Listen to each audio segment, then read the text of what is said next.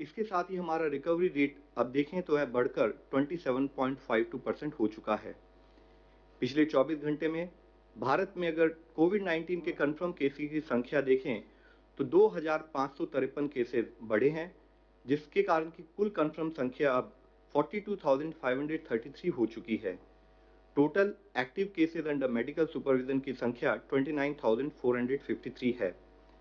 अगर हम सभी अपने क्लोज केसेस को डेटा के बेसिस पर एनालिसिस करें और एक आउटकम रेशियो कैलकुलेट करें, आउटकम रेशियो मींस कि जो हमारे केसेस क्लोज हो चुके हैं उनका आउटकम, यानी कि क्या वो रिकवर हुए हैं या डेथ रिपोर्ट हुई है, उसके टर्म्स में मेजर करते हैं। यह हॉस्पिटल में क्लिनिकल मैनेजमेंट के स्टेटस को इंडिकेट करती है।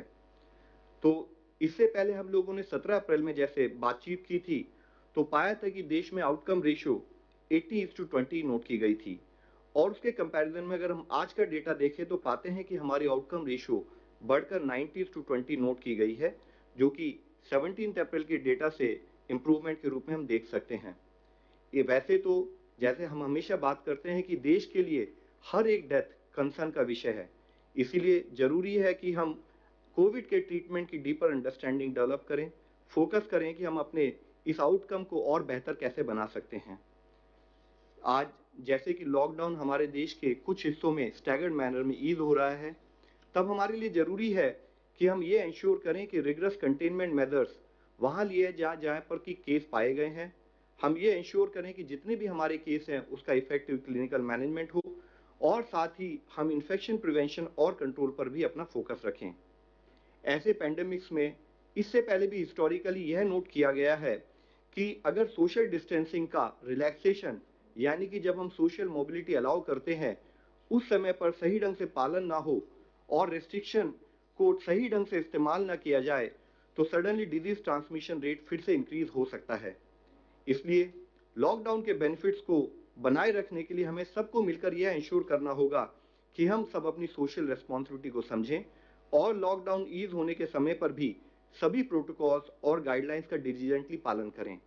There is a very fine line, complacent होंगे तो फिर से केसेस की संख्या बढ़ सकती है।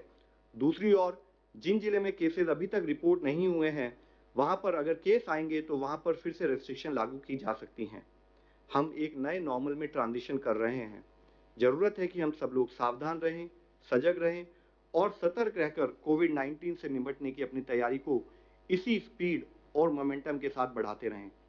हमें पब्लिक स्पेसेस में कंपल्सरली फेस मास्क या कवर्स को यूज करना है। इवन आउटसाइड कंटेनमेंट जोन में भी हमें सभी प्रिवेंटिव मेजर्स और सरकार द्वारा दिए गए दिशा निर्देश का पालन करना है।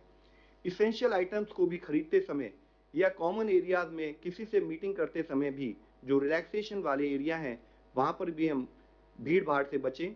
लेटेस्ट फिजिकल डिस्टेंसिंग मेजर्स का पालन करें। हैंड हाइजीन, एनवायरमेंटल हाइजीन और रेस्पिरेटरी हाइजीन जैसे प्रिवेंटिव मेजर्स को हमें डिलीजेंटली फॉलो करने की जरूरत है। जैसे कि माननीय प्रधानमंत्री जी ने कहा है कि जरूरत है कि जान भी है जहान भी है, और उसको सुनिश्चित करने के लिए आज जब हम लॉकडाउन को थोड़ा रिलैक्स कर रहे हैं तो जरूरत है कि हम सब लोग मिलकर इस दिशा में प्रयत्न करें कि हम लॉकडाउन ईज करने के समय पर भी अपनी सोशल रेस्पॉन्सिबिलिटी को समझते हुए इस तरह से इंश्योर करें कि केसेस की संख्या ना बढ़े।